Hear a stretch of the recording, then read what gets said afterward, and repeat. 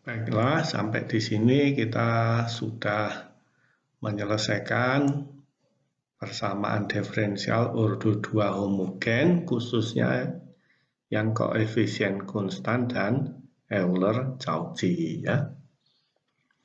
Bentuk PD ordo 2 homogen seperti yang paling atas warna merah adalah turunan kedua dari Y terhadap X ditambah PX. Turunan pertama Y terhadap X ditambah QX, Y sama dengan 0 ya. Untuk yang koefisien konstan, PX dan QX-nya merupakan konstanta, yaitu A dan B ya.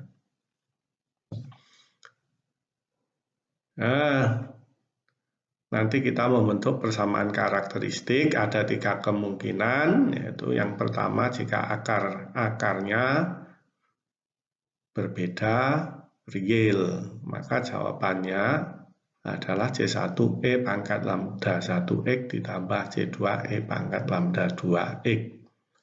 Kemungkinan kedua, jika jawabannya atau akar-akarnya dari persamaan karakteristik merupakan akar kembar, maka jawabannya adalah C1 tambah C2X dalam kurung dikalikan E pangkat lambda 1 2X. Jika akar-akarnya merupakan bilangan imajiner, maka jawabannya adalah E pangkat bagian real REX dalam kurung dikalikan A cos bagian imajiner im X ditambah B sin bagian imajiner im X. Itu yang koefisien konstan. Yang Euler-Cauchy, perhatikan bedanya bentuknya. Yang turunan kedua dikalikan dengan X kuadrat, yang turunan pertama dikalikan dengan X. Yang Euler-Cauchy nanti kita membentuk persamaan auxiliary ya, persamaan tambahan ya. Dari persamaan auxiliary nanti juga merupakan persamaan kuadrat, ada 3 kemungkinan lagi. Jika dia merupakan bilangan akar-akarnya beda real, maka jawabannya adalah C1X pangkat M1 tambah C2X pangkat M2. M1 dan M2 adalah akar-akar dari persamaan auxiliary. Jika akarnya kembar, maka jawabannya adalah C1 plus C2 ln X ya, kalikan X pangkat M12 ya. Jawaban kembarnya tadi, akar-akar kembarnya. Kalau akarnya bilangan real, maka jawabannya adalah E pangkat bagian real RE dikalikan dalam tanda kurung A cos bagian imajiner im ln X ditambah B sin bagian imajiner im ln X. Itu jika akarnya imajiner. Kita sudah mempelajari itu, sekarang kita khusus bagaimana jika PD ordo 2 non homogen. Jadi di sebelah tanda sama dengan tidak sama dengan 0, tetapi sama dengan RX. Tentu PD homogennya yang sudah kita pelajari ya khusus ya. Dia merupakan koefisien konstan dan koefisien merupakan persamaan diferensial Euler-Cauchy. Jadi sebelah kiri tanda sama dengannya kita khususkan ya, koefisien konstan dan Euler-Cauchy. Itu yang akan kita pelajari sekarang. Buku yang kita gunakan ya, ada seperti terlihat pada slide yang sebelah kiri ya, karena ada 2 buku yang saya bagikan ke mahasiswa, yang urdu 2 dan urdu 1. Kita pakai yang urdu 2 ya. Nanti dipersiapkan halamannya adalah mulai halaman 36 sampai halaman 41 ya. 36 sampai halaman 41. Ada 5 transparan yang kita gunakan ya. Dan ini semua ada di buku yang saya sebutkan tadi. Ini adalah transparan yang pertama, ada di halaman 37. Ini transparan yang kedua, ya, tetap masih di halaman 37. Ini transparan yang ketiga, pindah halaman, ada di halaman 40 di buku Anda. Dan ini adalah transparan yang keempat, ya, masih di halaman 40 di buku Anda. Dan ini transparan yang kelima, latihan soal, ya, ada di halaman 41 di buku Anda. Itu semua transparan yang kita pakai dan akan kita jelaskan sepanjang kuliah kali ini. Ke transparan yang pertama di halaman 37, kita akan membicarakan 2 teori penting, yaitu seperti yang tertulis di bawah, beda antara 2 jawaban pada interval terbuka. I adalah jawaban dari PD homogen. Ya. Terus kemudian jumlah antara jawaban 2 dan pada I, jawaban PD non-homogen, dan jawaban PD homogen pada I adalah jawaban PD non-homogen. Ya.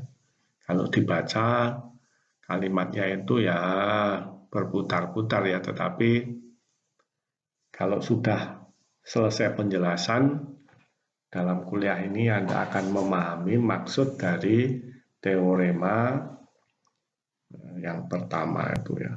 Ada 2 teorema ya. Dari teorema yang pertama.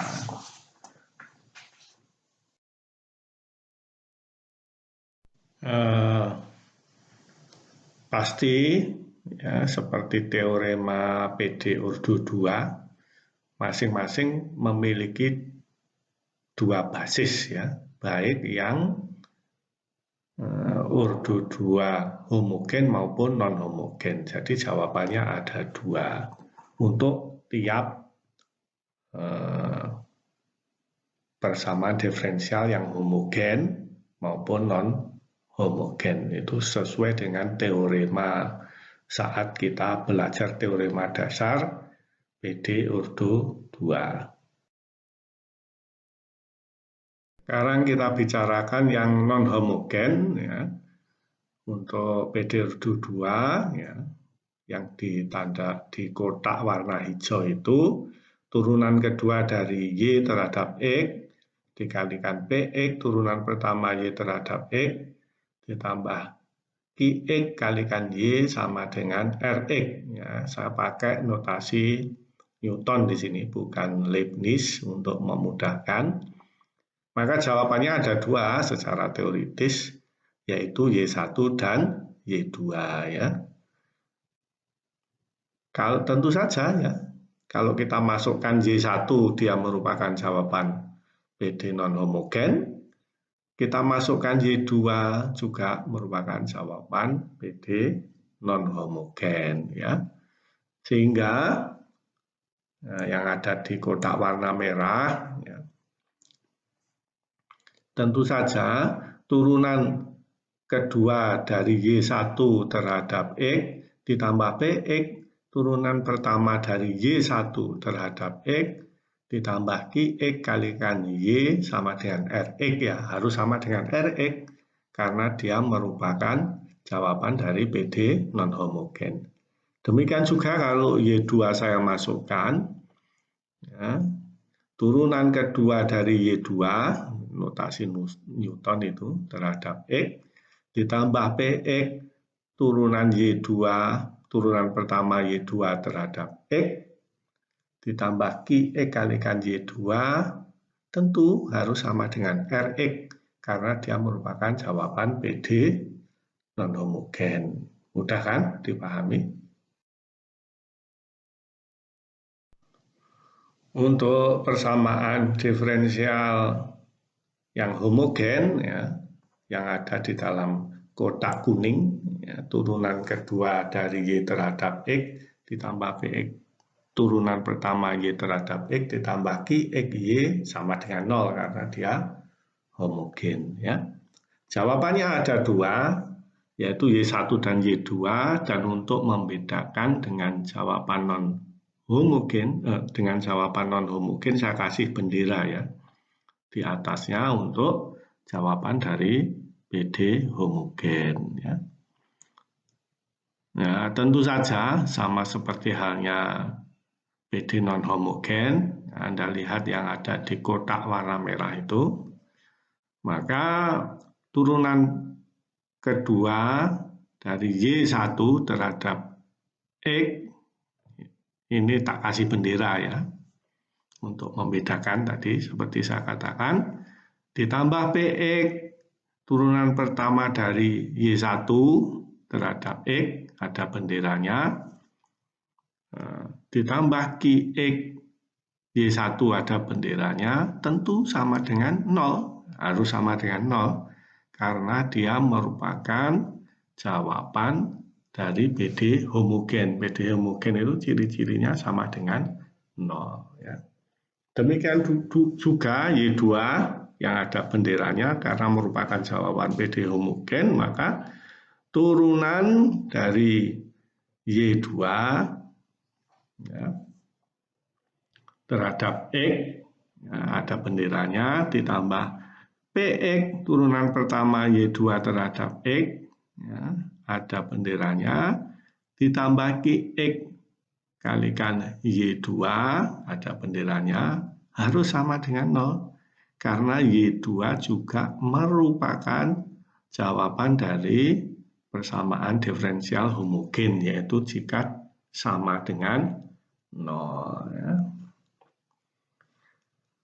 Oke, kita akan membicarakan teori yang ada di tulisan Latin itu, selisih antara dua jawaban persamaan diferensial non-homogen adalah jawaban persamaan diferensial homogen ya. Jadi kan ada dua tadi jawaban non-homogen, yaitu Y1 dan Y2. Selisih keduanya atau Y1 kurang Y2 merupakan jawaban PD homogen ya. Selisih jawaban PD non-homogen adalah jawaban dari PD homogen. Kita akan buktikan setelah ini. Di kotak yang warna hijau itu adalah PD non-homogen ya. Sedangkan di kotak yang warna kuning adalah PD homogen. Perhatikan di sebelah kiri tanda sama dengan sama persis ya semuanya, kecuali yang non-homogen sama dengan Rx, sebelah kanan sama dengan 0 untuk yang PD homogen ya. Sekarang kita membicarakan selisih jawaban dari PD non-homogen, yaitu Y1 dikurangi Y2. Gimana ya? Oke, kita masukkan ke persamaan bagian sebelah kiri dari persamaan ya. Bagian sebelah kiri dari persamaan homogen maupun non-homogen kan sama ya. Turunan kedua dari selisihnya tadi Y1 kurang Y2 terhadap X ditambah PX turunan pertama dari selisihnya tadi Y1 kurang Y2 ditambah QX kalikan selisihnya Y1 kurang Y2 ya. Nah, kita bisa memisahkan ya, turunan kedua dari selisihnya kita turunkan masing-masing baru kita kurangi ya. Untuk turunan kedua dari Y1 terhadap X dikurangi, ya, bisa dipisahkan begitu menurut teorema turunan ya, diferensial ya, teorema diferensial. Dikurangi turunan kedua dari Y2 terhadap X, yaitu yang ada di tanda kurung ya, suku yang pertama ya, ada di baris yang kedua ya dari penjelasan. Terus ditambah PX dikalikan dengan turunan pertama dari selisih ya. Kita bisa pisahkan ya menjadi yang ada di suku kedua PX ada dalam tanda kurung DY1 DX dikurangi DY2 DX ya. Jadi bisa kita turunkan dulu baru kita kurangkan, urutannya begitu. Itu menurut teori turunan ya, atau diferensial. Terakhir ditambah GX Y1 min Y2, tinggal mindah saja itu.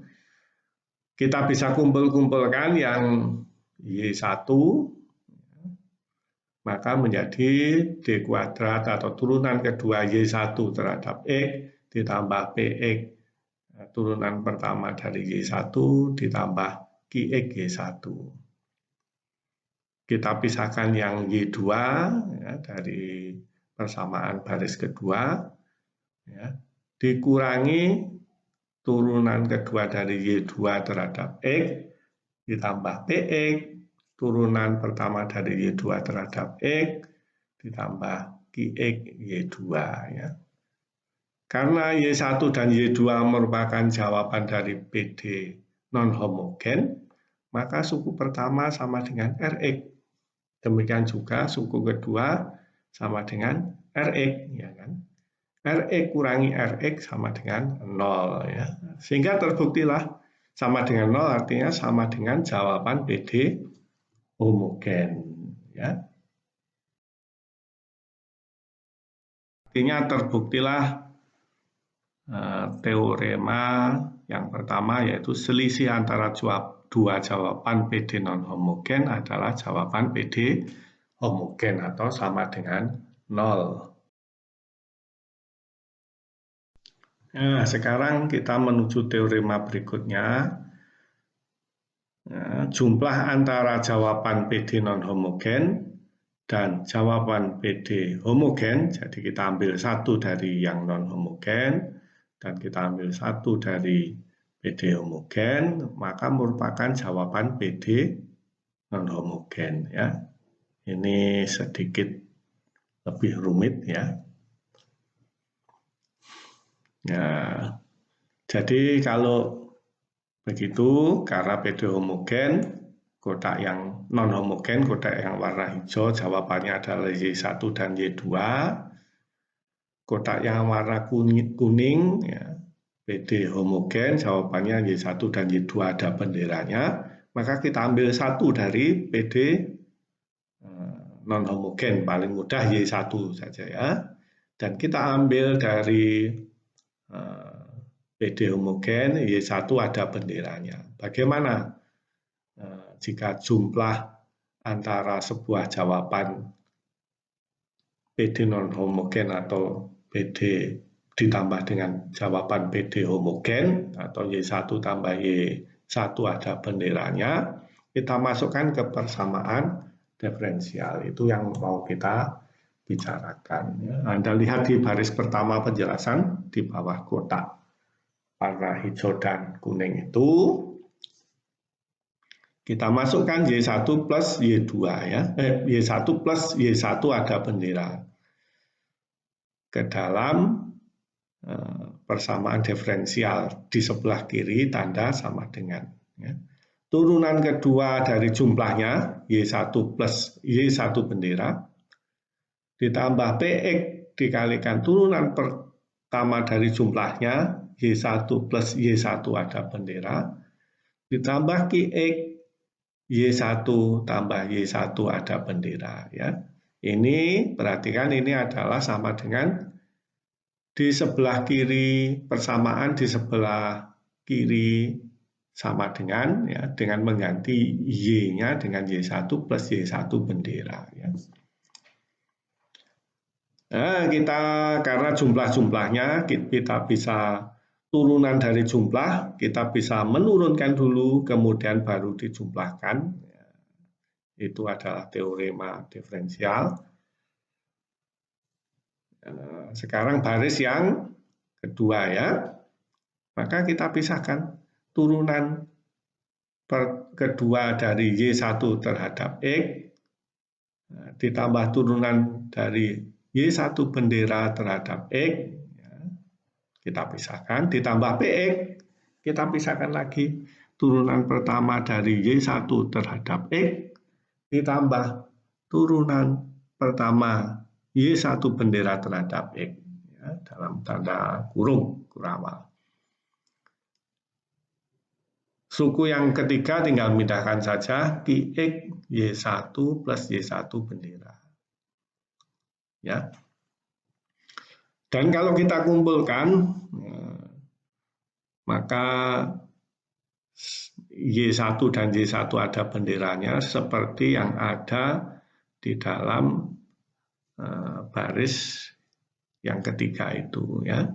Yang Y1 kita kumpulkan, dari suku pertama kita dapat turunan kedua dari Y1 terhadap X atau D kuadrat Y1 dX kuadrat. Dari suku kedua kita dapat PX dikalikan turunan pertama Y1 terhadap X dy1 dX ditambah QX Y1 ya. Itu yang Y1. Sekarang kita pisahkan yang Y1 ada benderanya,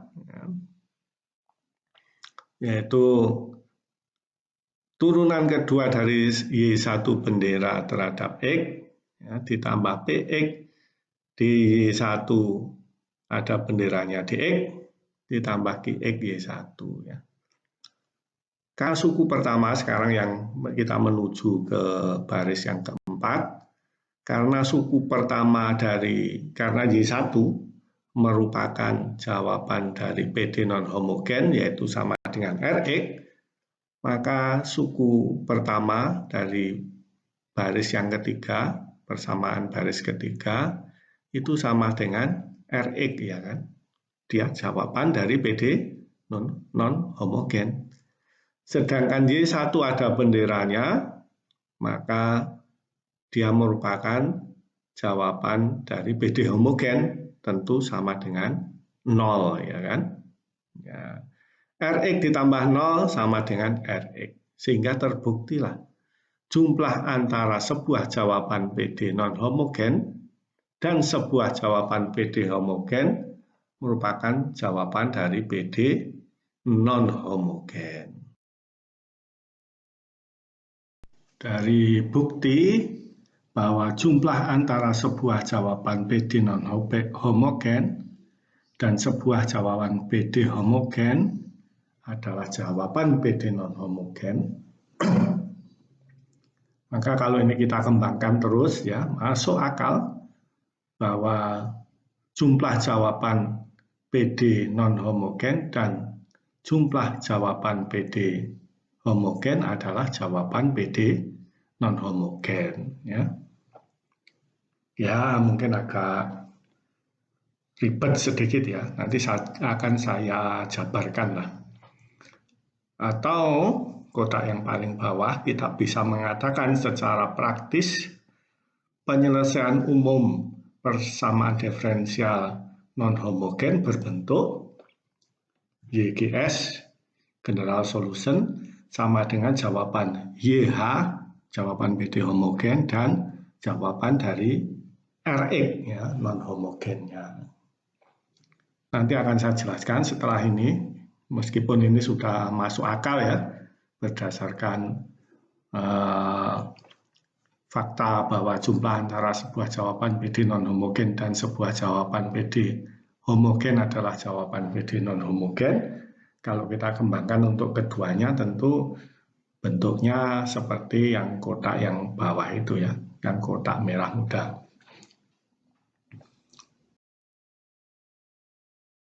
untuk memberi kepuasan ya, yang lebih mendalam, tadi kita sudah buktikan bahwa Y1 ditambah Y1 bendera ya, merupakan jawaban PD non-homogen. Jadi kalau kita masukkan ke dalam persamaan sebelah kiri dari tanda sama dengan, turunan kedua dari jumlah kedua jawaban itu terhadap X ditambah PX, turunan pertama dari jumlah itu tadi terhadap X ditambah QX Y karena merupakan jawaban dari PD non homogen maka sama dengan Rx, ya kan? Itu baris yang pertama. Sekarang baris yang kedua, Y1 plus Y bendera merupakan jawaban PD non homogen, ya kan? Kalau kita tambahkan sebuah lagi jawaban dari persamaan diferensial homogen yaitu Y2 bendera dan kita masukkan ke persamaan sebelah kiri tanda sama dengan, itu kan sebuah jawaban PD non homogen kan yang di dalam tanda kurung Y1 plus Y1 bendera ditambah Y2 bendera adalah jawaban persamaan diferensial homogen. Artinya jumlah jawaban persamaan diferensial non homogen ditambah sebuah jawaban non homogen ya, merupakan jawaban non homogen, ya kan? Kalau kita gunakan teorema yang pertama secara berulang, maka akan kita peroleh hasilnya sama dengan jawaban PD non homogen yaitu Rx. Ya, sekarang kalau kita tambahkan basis yang lain Y2, ya, maka akan ketemu general solution ya. Y2 yang belum kita jumlahkan karena jawaban persamaan diferensial itu kan ada dua basisnya, yang ordo 2. Sehingga kita peroleh Y2 ya, ditambah yang tadi ya, merupakan basis-basisnya kan ini dua buah ini akan Y2 ditambah Y2 tambah Y1 bendera tambah Y2 bendera. Itu kalau kita masukkan ke persamaan tentu merupakan jawaban dari PD non homogen atau sama dengan Rx. Itu baris yang ketiga. Sekarang kalau kita kumpulkan yang ada benderanya dengan yang tak ada benderanya, kita kumpulkan masing-masing. Y1 tambah Y2 ya kan, ini yang ada benderanya, ditambah Y1 bendera ditambah Y2 bendera, ini merupakan yang ada benderanya. Kembali kita masukkan ke persamaan diferensial sebelah kiri, yaitu turunan kedua dari fungsi yang dijumlahkan itu tadi, ditambah PX turunan pertama, ditambah QXY, tentu merupakan jawaban persamaan diferensial non homogen sama dengan Rx. Maka bentuknya Y1 plus Y2 ditambah Y1 bendera tambah Y2 ya kan, akan merupakan jawaban dari PD non homogen Rx.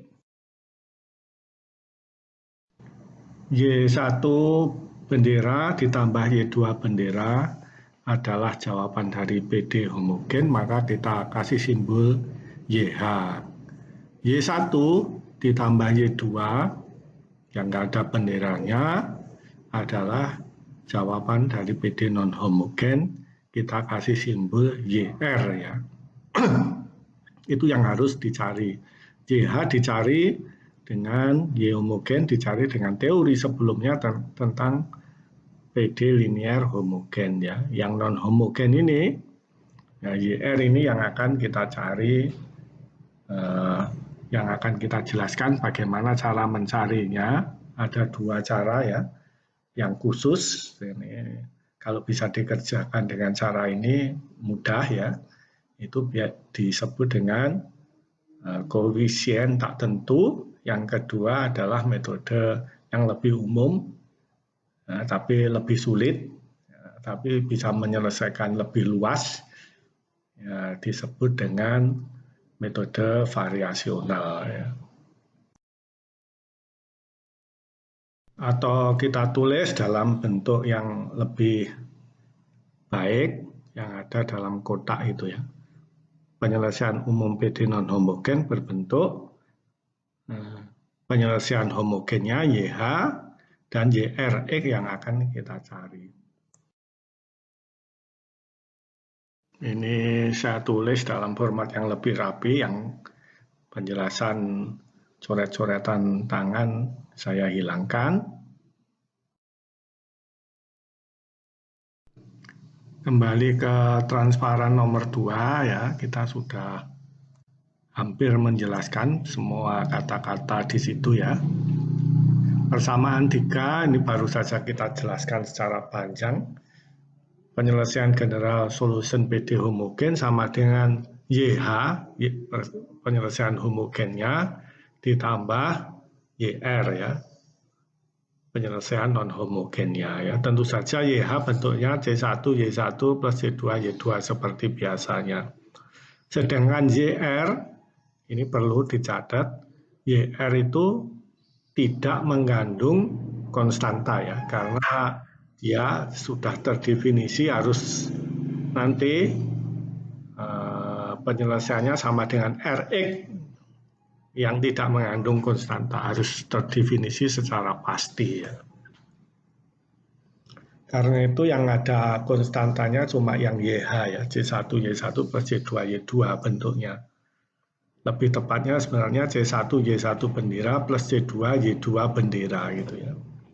Kemudian YR ini yang tidak mengandung konstanta ya. Mungkin C1, Y1, C1, C2 tertentu jika diminta menyelesaikan YP ya. Penyelesaian khusus atau partial solution YP-nya. Oke, jadi sampai ke kesimpulan, penyelesaian umum persamaan diferensial non-homogen ya. Penyelesaian umum maupun penyelesaian parsialnya yaitu dengan menyelesaikan PD homogennya, mencari YH-nya yang sudah kita bahas sebelumnya pada topik-topik sebelumnya, dan penyelesaian persamaan non-homogen YRX yang kita cari ya. Mungkin menggunakan teori nanti YR itu sama dengan basis-basis dari PD homogen, nanti perlu dimodifikasi ya, kalau sama dengan basis dari PD homogen ya. Atau dalam istilah yang kita bicarakan sebelumnya, jika Y1 atau Y2 itu proporsional dengan Y1 bintang atau Y1 bendera ataupun Y2 bendera, maka kita harus mencari YR yang lain ya.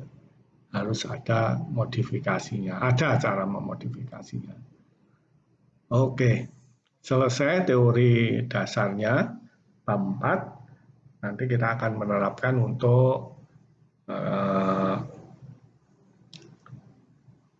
PD yang konstanta, koefisien konstan, dan Euler-Cauchy yang sudah kita bahas sebelumnya untuk persamaan diferensial homogen. Baiklah, kita akan menuju teori untuk ordo 2 non-homogen ya, metode koefisien tak tentu ya. Metode koefisien tak tentu ini merupakan metode yang paling mudah ya. Tapi ya tidak bisa digunakan untuk semua bentuk Rx ya. Misalnya ya, Rx itu bentuk khususnya fungsi eksponensial, misalnya E pangkat X itu ya. Karena apa? Karena turunan pertamanya bentuknya sama saja ya, E pangkat X lagi, kedua X pangkat X, maka akan mudah mencari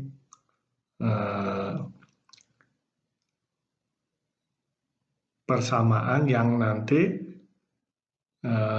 turunan kedua, turunan pertama dan fungsi itu sendiri misalnya, nah itu dikalikan dengan E pangkat X semua kan, ya, untuk menyamakan dengan Rx lagi itu kemungkinannya besar. Demikian juga fungsi polinomial ya, terutama yang jelas tuh yang metode Euler, persamaan diferensial Euler-Cauchy itu. Maka polinomial turunannya juga polinomial lagi, mungkin derajatnya berkurang ya. Pangkatnya berkurang satu, tetapi dia tetap polinomial. Maka fungsi yang Rx-nya polinomial kita bisa mengerjakannya dengan metode khusus, yaitu metode koefisien tak tentu. Demikian juga sin dan cos ya, karena kan akan berulang-ulang ya, sin turunannya cos, cos turunannya sin, begitu seterusnya, dan sebaliknya kosinus turunannya sin nanti jika diturunkan bentuknya dalam cos. Tapi tidak dengan tangen karena sin per cos ya kan. Nanti turunannya len, nah, sudah menjadi sulit itu. Tidak bisa menggunakan metode koefisien tak tentu. Atau jumlah-jumlahnya ya. Jumlahnya sin plus E pangkat X misalnya begitu. Jadi jumlah antara fungsi sin dan eksponensial bisa ya.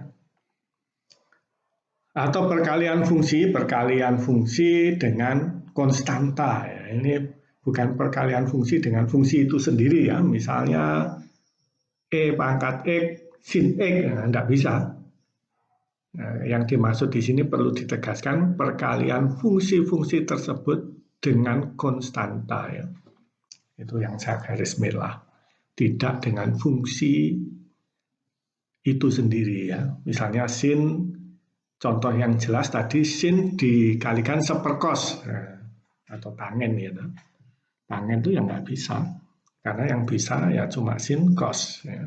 Tapi tangen nggak bisa padahal dia merupakan perkalian ya. Perkalian dengan seperkos. Ya, nggak bisa. Oke. Maka karena bentuknya yang berulang-ulang bisa dicoba ya, YR-nya dalam bentuk yang sesuai dengan Rx-nya ya. Misalnya Rx-nya eksponensial ya kita tentukan YR-nya sama dengan bentuk eksponensial. Jika Rx-nya polinomial maka YR-nya juga polinomial. Jika demikian juga jika sin dan kosinus gitu ya. Itu ada catatan. Koefisien D kuadrat Y dx tidak harus satu. Ini tentu saja kalau untuk PD O2 koefisien konstan ya. Kalau untuk Euler-Cauchy ya memang soalnya tidak harus satu koefisiennya, tetapi untuk mengerjakannya ya dijadikan bentuk standar, yaitu angka tertingginya koefisiennya sama dengan 1 ya. Ini berbeda. Maksudnya soalnya tidak harus 1 D kuadrat Y dx kuadratnya. Oke. Pada transparan ini ditabelkan ya. Jadi yang tergantung Rx-nya, YR-nya. Kalau Rx-nya dalam bentuk eksponensial, KE pangkat lambda X, maka Anda bisa memilih YR, yaitu CE pangkat lambda X. Jika dalam polinomial KX pangkat N, maka N lebih besar dari 1 ya. Maka bilangan bulat, maka N-nya bisa dalam YR-nya bisa dalam bentuk KN X pangkat N, KN min 1, X pangkat N min 1, dan seterusnya sampai X pangkat 0. Ya. Sekarang yang cos dan sin, ya, cos dan sin tadi kita memilihnya juga dalam bentuk K cos omega X plus M sin omega X. Nanti K dan M-nya dicari. Ini yang perkalian E pangkat lambda X cos omega X khusus, maka bisa perkalian ya, E pangkat alpha X K cos omega X plus M sin omega X. Demikian juga jika K E pangkat lambda X sin omega X, maka pilihan untuk YRX sama ya. Oke. Pada slide ini saya pertegas saja teori sebelumnya, yaitu bahwa PD non-homogen turunan kedua Y terhadap X ditambah PX turunan pertama Y terhadap X ditambah QX Y sama dengan RX. Ini yang membedakan PD homogen dan non-homogen sama dengan RX itu. Maka jawabannya general solution nanti YH jadi penyelesaian PD homogen dari soal jika RX-nya diganti 0 ditambah YRX, YR-nya tergantung RX-nya seperti yang ada di kolom itu ya, di kolom tabel di atas itu. YR-nya nanti kita memilih sesuai dengan RX-nya.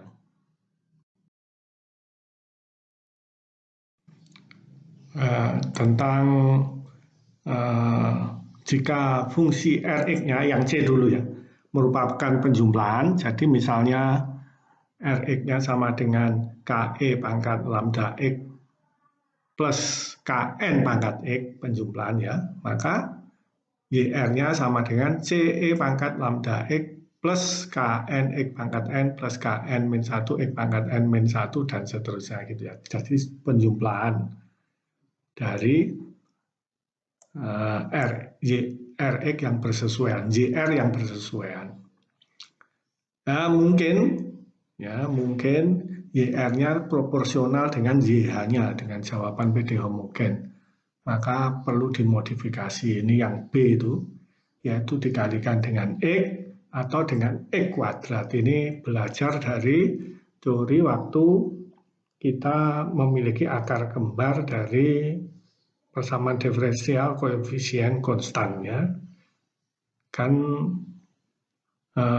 untuk akar kembar jawabannya E pangkat lambda 12X dan basisnya X pangkat E pangkat lambda 12X kan gitu. Ada X-nya dikalikan dengan X. Maka dari situ kita bisa mengambil pelajaran basisnya kalau sama kembar kita bisa mengalihkan dengan X. Oleh karena itu ya, jika demikian juga, jika YR-nya proporsional dengan YH-nya, maka kita modifikasi dengan X ya, sampai dia tidak proporsional. Kita sampai pada transparan yang terakhir, yaitu latihan soal ya. PD non-homogen ya, PD homogennya bisa koefisien konstan ataupun PD Bernoulli ya, PD homogennya. Oke. Ya, ini cuma menunjukkan yang pertama kali saya sampaikan, yaitu bahwa PD homogen ya kita bisa menghubungkan dengan PD non-homogen, yaitu jawabannya sama dengan jawaban PD homogen ditambah YRX. YR-nya itu yang kita cari sekarang ya. PD homogennya bisa koefisien konstan, bisa Euler-Cauchy. Ya, ini saya sampaikan dalam bentuk diagram sehingga mudah dipahami. Untuk lebih mudah menerima teorinya, baiklah kita kerjakan soal nomor 1 ya, dari transparan yang kelima atau di halaman 41 di buku Anda. Nomor 1 yang paling mudah yaitu turunan kedua dari Y terhadap X ditambah 4Y sama dengan sin 3X ya. Itu soal yang akan kita kerjakan menggunakan teori yang telah disampaikan sebelumnya. Soal nomor 1 saya tulis ulang yang dalam tanda kotak warna biru itu D kuadrat Y dibagi DE kuadrat tambah 4Y sama dengan sin 3X. Ya. Oke. Maka jawabannya YH-nya dulu. Kita cari PD homogen. Jawaban dari PD homogen yaitu D kuadrat Y dx kuadrat plus 4Y sama dengan 0. Ini adalah persamaan diferensial koefisien konstan. Ya. Persamaan karakteristiknya sama dengan lambda kuadrat ditambah 4 sama dengan 0. Maka tentu jawabannya imajiner, yaitu akar min 2 sama dengan plus minus 2i. Ya. General solutionnya untuk homogen adalah E pangkat. Kalau Anda lihat lagi pelajaran tentang PD homogen koefisien konstan, akar-akar imajiner jawabannya adalah E pangkat bagian real X dikalikan A cos bagian imajiner X tambah B sin bagian imajiner X. RE-nya tentu 0 dalam hal ini, plus minus 2i, im-nya bagian imajinernya 2, sehingga kita masukkan E pangkat 0x dalam tanda kurung A cos imajiner, bagian imajinernya 2, maka A cos 2x tambah B sin 2x. Nah, maka Y homogennya sama dengan, karena pangkat 0 sama dengan 1 ya, A cos 2x plus B sin 2x. Itu adalah bagian homogennya atau YH-nya. Sekarang YR tergantung Rx-nya. Kita lihat di tabel term NRx itu di situ kan sin 3x ya. Maka ada baris yang keempat ya, K sin omega X dengan omega sama dengan 3 dalam hal ini, maka jawabannya adalah K cos omega X plus M sin omega X. Omega-nya 3 ya. Sehingga dengan melihat tabel YRX sama dengan K cos 3X, omega-nya 3, plus M sin 3X, omega-nya 3. Oke. Ya, turunannya nanti K dan M kita cari ya. Turunannya tentu saja ya, turunannya cos min sin ya. 3x turunannya 3, maka dengan dalil rantai atau chain rule, turunan pertama dari YR terhadap X sama dengan min 3K sin 3X. Turunannya sin cos ya, 3x turunannya 3 dengan chain rule, maka turunan dari M sin 3x sama dengan 3M cos 3x. Turunan kedua dari YR terhadap X ya sama dengan turunan dari turunan pertama. Turunannya dari sin cos, turunannya dari 3x sama dengan 3, berarti dikalikan 3. Menjadi min 9K cos 3X. Sekarang yang suku yang kedua, 3M dikalikan turunannya cos min sin ya. Min sin 3X, kemudian turunannya 3X 3, berarti dikalikan min 3. Maka menjadi min 9M sin 3X, itu turunan kedua dari YR ya. Jadi YR-nya sudah ketemu, ya. Turunan dari R, turunan pertama sudah ketemu terhadap X, turunan kedua dari YR terhadap X juga sudah ketemu ya. Tinggal kita cari K dan M-nya saja.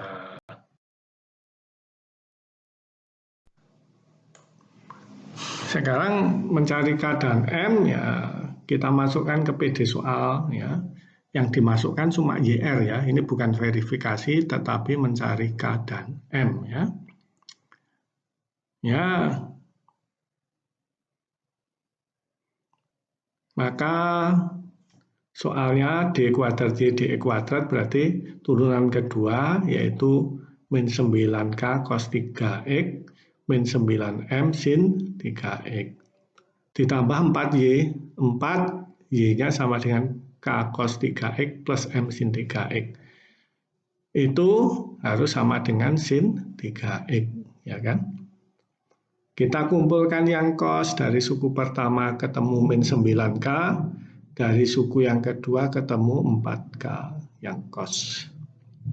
Yang sin, suku-suku yang mengandung sin dari suku pertama menjadi kita peroleh min 9M, dari suku kedua kita peroleh 4M. Ya, sin 3X itu harus sama dengan sin 3X. Karena itu mudah, min 9K tambah 4K atau 5K, min 5K sama dengan 0, ya kan? Nggak ada suku cos X di sebelah kanan tambah tanda sama dengan. Nah, karena itu min 5K sama dengan 0, atau K sama dengan 0. Min 5M, suku yang kedua, sama dengan sin 3X.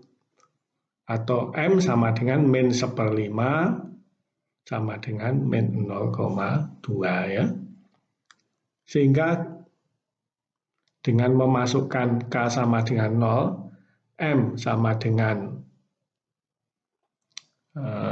berapa itu? Min 0,2, maka YRX sama dengan K-nya 0, 0 kali cos 3X sama dengan 0 ya. Nah, terus ditambah M-nya min 0,2, ya, M-nya sama dengan min 0,2, berarti tinggal min 0,2 sin 3X. Itulah YRX-nya. YH-nya ya A cos 2X plus B sin 2X tadi yang sudah kita cari. Sehingga kita ketemu Y general solusinya sama dengan A cos 2X plus B sin 2X min 0,2 sin 3X. General solusinya tadi sudah ketemu dari PD soal adalah A cos 2X plus B sin 2X min 0,2 sin 3X. Mudah, kita turunkan, turunannya dari cos adalah min sin, dari 2X turunannya adalah 2, pakai dalil rantai maka sama dengan min 2 sin 2X. Yang B sin 2X turunannya sin cos, 2X turunannya 2, sehingga kita kalikan dengan 2B cos 2X. Yang suku terakhir, turunannya sin 3X itu cos ya. 3X dikalikan turunannya 3X, dalil rantai yaitu 3. Berarti 3 kali 0,2 sama dengan min 0,6 cos 3X. Itu adalah turunan pertama. Turunan kedua adalah turunan dari turunan pertama, sin 2X turunannya cos 2X kali 2, sehingga menjadi min 4A cos 2X. Turunannya cos 2X, suku yang kedua, sama dengan min sin 2X kali 2, sehingga menjadi min 4B sin 2X. Suku yang ketiga, turunannya cos 3X adalah min sin, min kali min jadi plus ya. Min sin 3X kalikan 3, 3 kali 0,6, 1,8. Sehingga turunan keduanya menjadi min 4A cos 2X min 4B sin 2X plus 1,8 sin 3X. Turunan-turunan fungsi general solution dan turunan-turunannya tinggal kita masukkan ke PD soal ya. PD soal itu turunan kedua ya, tinggal masukkan saja yang warna merah, yang saya garis merah itu. Kemudian 4Y, 4 kali YGS-nya ya, yang warna hijau tinggal dimasukkan, termasuk yang saya garis warna hijau.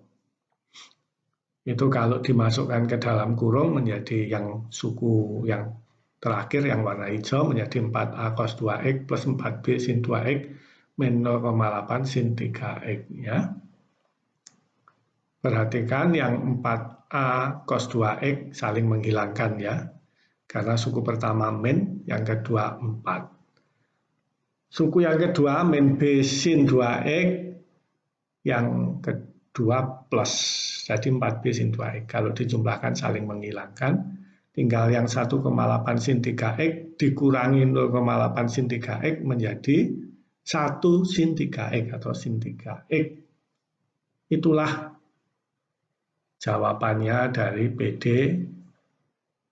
persamaan diferensial non homogen nomor 1 sama dengan sin 3X, ya, sudah terbukti. Soal nomor 1 sudah saya kerjakan sebagai contoh, ya. Tinggal mahasiswa mengerjakan soal sebagai PR, yaitu mungkin soal nomor 2, ya. Nah, soal nomor 2, turunan kedua Y terhadap X ditambah 3 DY dx, turunan pertama Y terhadap X sama dengan 28 cos hiperbolik 4X. Nah, ini cos hiperbolik 4X. Nggak ada di tabel yang cos hiperbolik, ya. Tapi Anda perlu tahu apakah itu fungsi hiperbolik. Cos hiperbolik, ya, didefinisikan sama dengan setengah E pangkat X ditambah E pangkat min X. Setengah sengaja ditambahkan di situ, biar kalau cos hiperbolik 0 gitu, berarti E pangkat 0, 1 ditambah E pangkat min 0, 1, 1 tambah 1, 2, kalau dibagi 2 sama dengan 1, ya kan? Sama dengan cos 0 sama dengan 1 gitu. Sin hiperbolik X didefinisikan sama dengan setengah E pangkat X min setengah min E pangkat min X. Ya, karena E pangkat 0 sama dengan 0, min E pangkat min 0 juga 0, jadi sin hiperbolik 0 sama dengan 0, ya, sama dengan sin X. Bagaimana dengan soalnya kan cos 4X, ya, tinggal cos hiperbolik 4X. Tinggal ganti saja X-nya dengan 4X, ya. Jadi di baris pertama setengah E pangkat 4X ditambah E pangkat min 4X. Ganti X-nya dengan 4X. Kalau 28 dikalikan 28, 28 kali setengah sama dengan 14. Karena itu suku yang sebelah kanan 28 cos hiperbolik 4X itu sama dengan 14 E pangkat 4X ditambah E pangkat min 4X, ya. Ini ada di tabel untuk koefisien tak tentu, ya. Caranya sama berarti dengan metode koefisien tak tentu. Ya, yang memperkenalkan fungsi hiperbolik itu 2 orang, yaitu Vincenzo Riccati dan Lambert, ya. Ini adalah biografi Riccati, ya. Dari kelahiran tahun 7 sampai 75, berarti meninggal umur 68 tahun, ya. Kelahiran mana itu? Tidak disebutkan, ya. Ya, tapi dia warga negara Roma, Prancis, ya, warga negara Prancis, Roma. Dia ahli matematik. Ya. Oke.